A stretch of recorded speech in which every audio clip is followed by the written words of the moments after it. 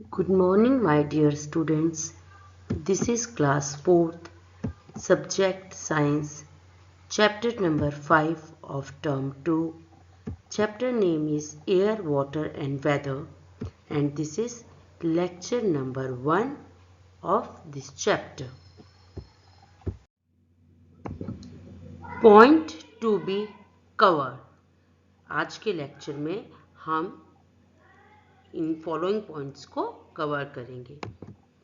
What is wind? Wind क्या है? Movement of air, air के मूवमेंट कैसे क्यों होता है ये देखेंगे. Land breeze, sea breeze, land और सी ब्रीज के क्या होती हैं.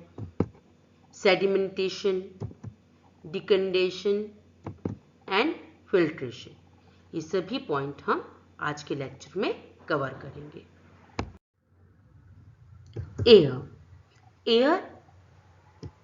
Air is a mixture of various gases. It mainly consists of nitrogen and oxygen. It also contains water vapor. We cannot see air, but we can feel it when it blows.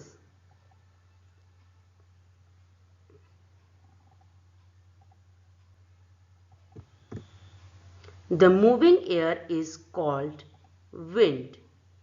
A gentle wind is called breeze. Air बहुत सी gases का mixture है. हम अपने चारों तरफ air को, हवा को फील कर सकते हैं. एयर में मेनली नाइट्रोजन और ऑक्सीजन होती है. इसके अलावा वाटर वेपर भी होते हैं. हम एयर को देख नहीं सकते, लेकिन हम इसे फील कर सकते हैं, हम इसे महसूस कर सकते हैं. बहती हुई जो हवा होती है, मूविंग एयर जिसे कहते हैं, उसे विंड कहते हैं, और जो जेंटल विंड होती है उसे ब्रीज कहते हैं. Why does the wind blow? हवा क्यों बहती है? The sun plays the most important role in influencing the wind and to change the weather. The wind blows due to the heat of the sun. When the sun shines brightly, it heats up the land. Due to it, the air above the land gets heated up. The warm air over the land, being lighter, rises up. सन जो है वो किसी भी जगह की हवा और weather को चेंज करने में एक बहुत इम्पॉर्टेंट रोल प्ले करता है. जो हवा होती है वो सन की हीट की वजह से गर्म हो जाती है, और जब सूरज दिन के टाइम बहुत तेज चमकता है तो लैंड, ज़मीन जो है वो गर्म हो जाती है. इसकी वजह से जो उस लैंड के ऊपर की हवा है वो गर्म हो जाती है, और गर्म हवा हमेशा लाइट होती है और ऊपर की तरफ उठती है.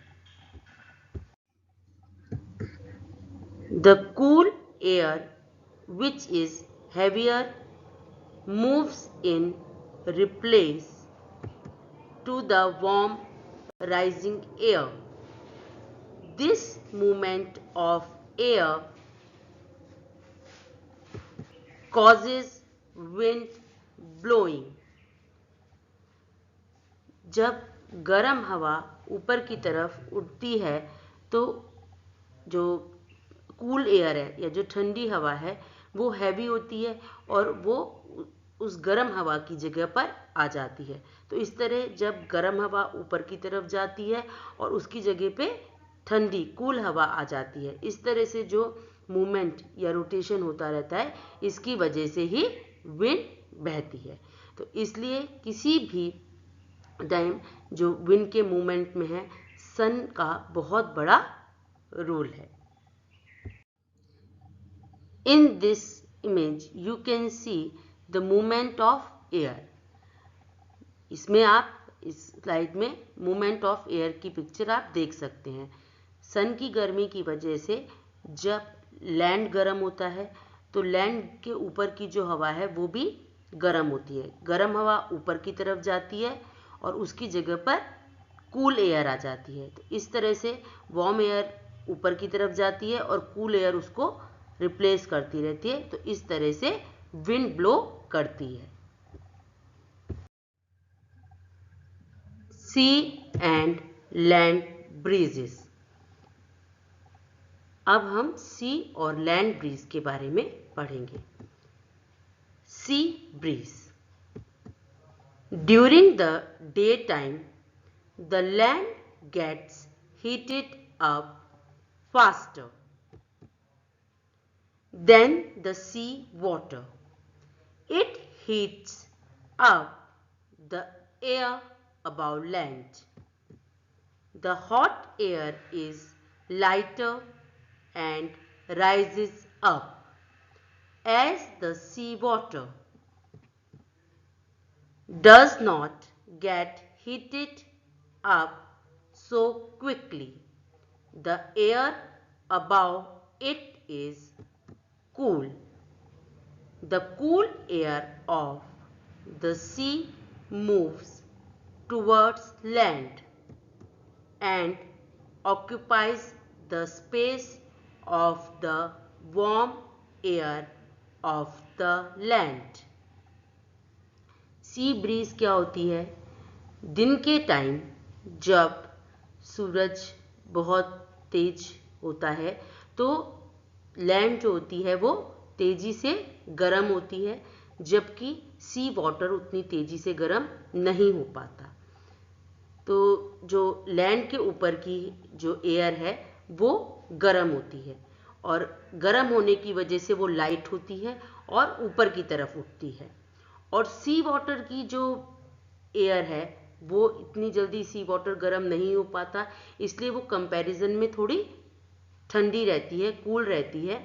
और जब गर्म जो लैंड है उसके जो वार्म एयर है वो ऊपर उठती है और उसकी जगह पर कूल एयर आ जाती है। इस तरह से मूवमेंट होता रहता है। मीन्स वार्म एयर, लैंड के ऊपर की वार्म एयर ऊपर हो जाती है और सी की तरफ से जो कूल एयर है वो उसकी जगह पर आती है और वो उसकी जगह ले लेती है। Thus the cool air from the sea blows towards the land during daytime. This is called the sea breeze. इसलिए जो दिन के टाइम जो कूल एयर है सी की वो लैंड की तरफ चलती है, क्योंकि वार्म एयर लैंड की वो ऊपर की तरफ जाती है और जो कूल एयर है वो सी से लैंड की तरफ चलती है। इसे ही हम सी ब्रीज कहते हैं। इस पिक्चर में आपको दिख रहा होगा कि लैंड के ऊपर की जो हवा है गर्म वो ऊपर की तरफ उठी और सी की तरफ से जो कूल सी ब्रीज है वो लैंड की तरफ जाती है। इसे ही हम सी ब्रीज कहते हैं। Land breeze. अब हम लैंड ब्रीज के बारे में पढ़ेंगे। During the night the land cools down quickly than the sea water, so the air above it cools down. The water in the sea is warmer when compared to the land and so is the air above it. As the hot air is lighter, it rises up. The cool air from the land moves towards the sea and occupies the space of warm air of the sea.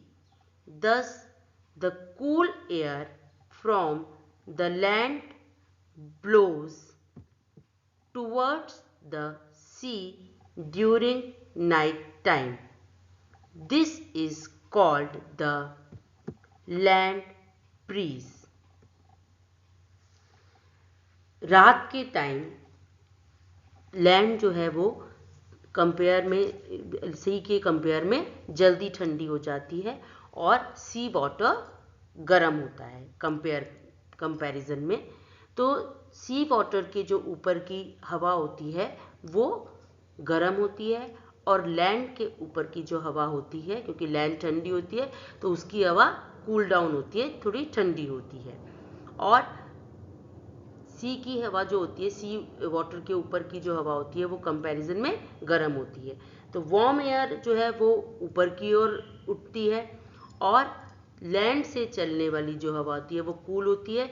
तो जो cool air होती है land से चलने वाली वो सी की तरफ जाती है और सी की गर्म हवा ऊपर की तरफ जाती है। तो डे टाइम के ऑपोजिट रात के टाइम होता है। तो लैंड से जो कूल एयर है वो सी की तरफ जाती है और सी से वार्म एयर ऊपर की तरफ उठती है। इसी पूरे जो ये मूवमेंट है एयर का, इसे हम लैंड ब्रीज कहते हैं। इस स्लाइड में आपको लैंड ब्रीज का जो मूवमेंट है वो दिख रहा है विंड का। इसमें जब लैंड की जो रात के टाइम जो लैंड की जो ऊपर की हवा है वो कूल होती है और सी के ऊपर की हवा गर्म होती है। तो सी के ऊपर की हवा जब गर्म होती है और लैंड से सी की तरफ हवा चलती है, हवा जो है कूल एयर जो है वो लैंड से सी की तरफ जाती है, इसे हम लैंड ब्रीज कहते हैं। Amazing facts. The air we breathe in contains 21% oxygen. The air we breathe out 16 to 17% oxygen.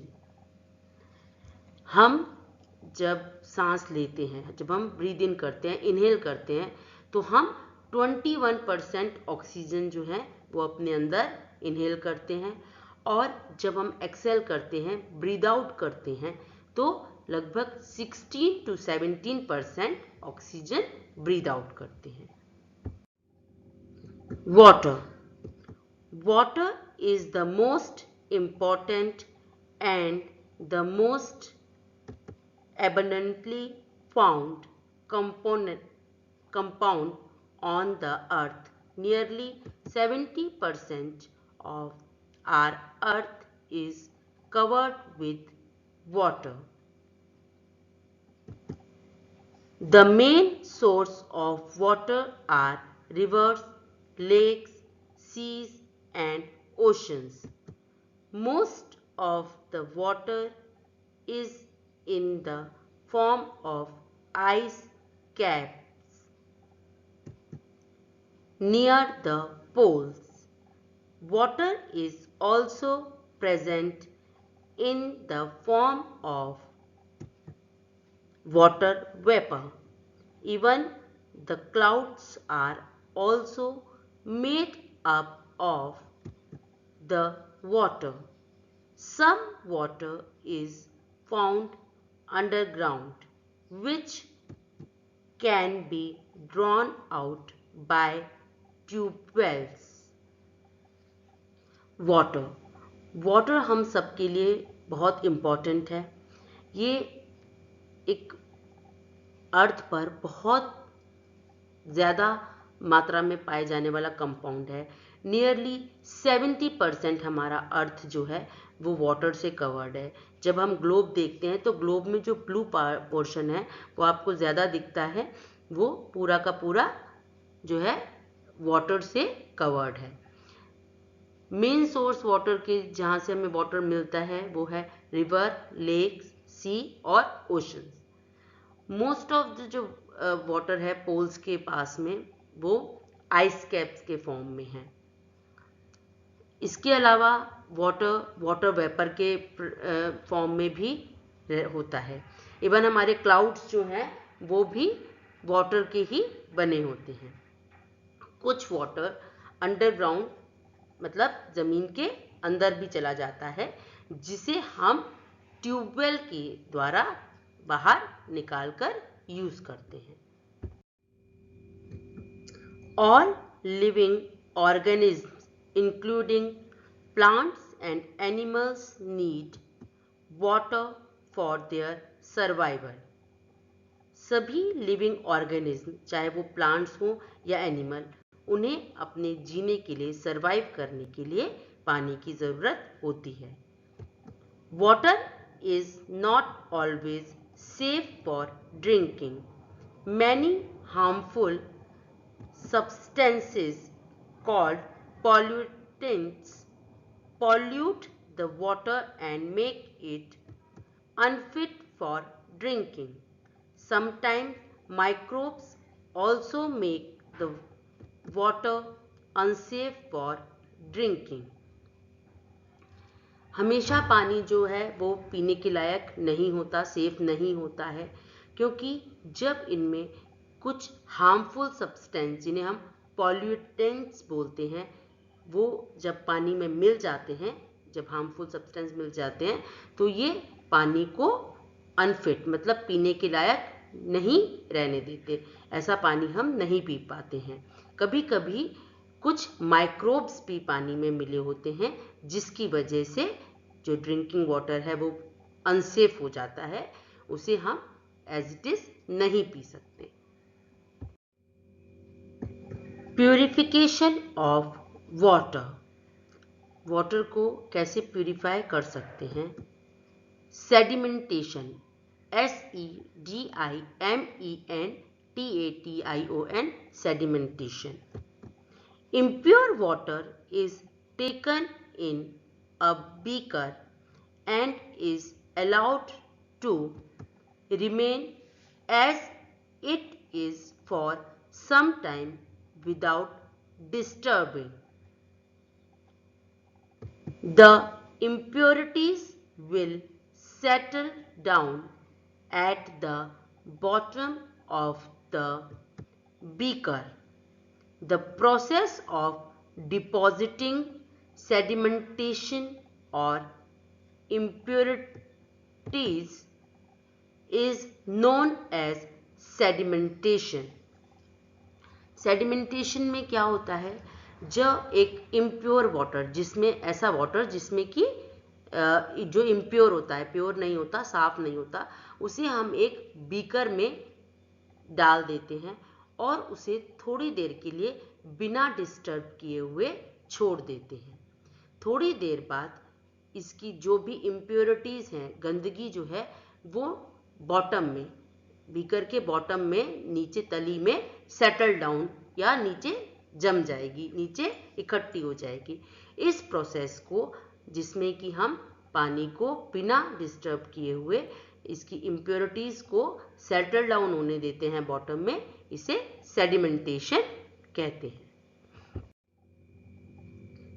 इस स्लाइड में आपको सेडिमेंटेशन की जो पिक्चर है वो दिख रही है, जिसमें हमने एक बीकर में पानी लिया जो इम्प्योर था और उसे थोड़ी देर ऐसे ही बिना डिस्टर्ब किए छोड़ दिया, तो नीचे इम्प्योरिटीज कलेक्ट हो गई, सेटल डाउन हो गई, और ऊपर जो पानी बचा ये क्लियर वाटर है।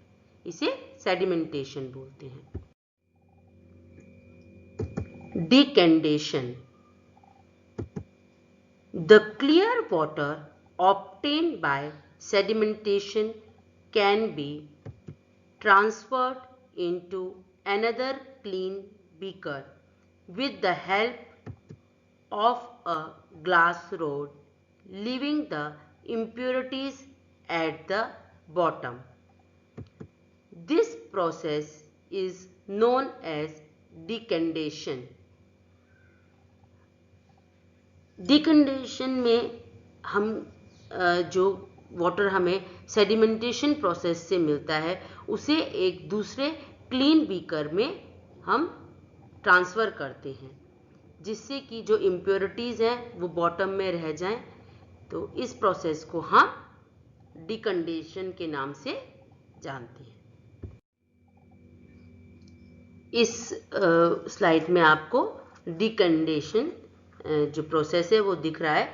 इसमें हमने एक जो सेडिमेंटेशन से हमें जो वाटर मिला था उस बीकर को हम बीकर से हम एक दूसरे क्लियर बीकर में पानी को डाल रहे हैं, जिससे कि जो सेडिमेंटेशन से जो हमें पानी मिला है, क्लियर वाटर मिला है, वो एक बीकर में कलेक्ट हो जाए। ये क्लियर वाटर है और इसे हम एक ग्लास रॉड की हेल्प से डालते हैं ताकि जो इम्प्योरिटीज़ हैं वो नीचे ही रह जाएं और हमें क्लियर वाटर मिल जाए। Filtration. To make sure that there is no mud or any particle after decandation, water can also be filtered. This process is known as filtration. Filtration में हम क्या करते हैं ये देखने के लिए कि सेडिमेंटेशन के बाद डिकंडेशन हुआ, डिकंडेशन के बाद भी कोई मड या कोई इम्प्योरिटीज़ का पार्टिकल ना रह जाए, इसके लिए हम इस पानी को जो हमें डिकंडेशन से मिलता है उसे फिल्टर करते हैं। फिल्टर करना मीन्स छानना। इस प्रोसेस को हम फिल्ट्रेशन कहते हैं। इसमें आपको जैसे पिक्चर में दिख रहा है एक रॉड लगी हुई है, रॉड के ऊपर हमने एक फनल है जिससे कि छानेंगे पानी को, उसे लगाया है और डिकंडेंट वाटर हम इसमें उस बीकर को इस फिल्टर के थ्रू छानेंगे और जो नीचे आपको फिल्टर दिख रहा है उसमें आपको नीचे जो आपको बीकर दिख रहा है उसमें आपको क्लियर वाटर मिल जाएगा। इस प्रोसेस को फिल्ट्रेशन कहते हैं। तो इस तरह से सेडिमेंटेशन, डिकंडेशन और लास्ट में फिल्ट्रेशन से हमें बिल्कुल प्योर वाटर, क्लियर वाटर मिलता है। Now time for today's homework. On the basis of today's lecture, आपको आज के लेक्चर के जितना भी हमने आज पढ़ा है उसको आपको रीड करना है और उसके बेस पे आपको एक क्वेश्चन जो मैं अभी करवा रही हूँ उसे आपको ब्यूटीफुल हैंडराइटिंग में लिखना है। Question is what is land breeze? Land breeze क्या है? Answer, the cool air from the land moves towards the sea and occupies the space of warm air of the sea. Thus, the cool air from the land blows towards the sea during night time. This is called the land breeze. जब रात के time में जो land की तरफ से जो land की जो कूल एयर है वो सी की तरफ जाती है, क्योंकि सी के जो ऊपर की जो वार्म एयर है वो ऊपर की तरफ उठती है, तो सी के ऊपर की वार्म एयर जब ऊपर उठती है और लैंड से जो कूल एयर है वो सी की तरफ जाती है, इस मूवमेंट को ही हम लैंड ब्रीज कहते हैं। अब आपको क्वेश्चन का आंसर लिखना है। Question number 2, What makes the water unfit for drinking? क्या चीज़ है जो पानी को पीने के लिए अनफिट या पीने के लायक नहीं रहने देती? तो this is all about today's lecture. Goodbye and take care.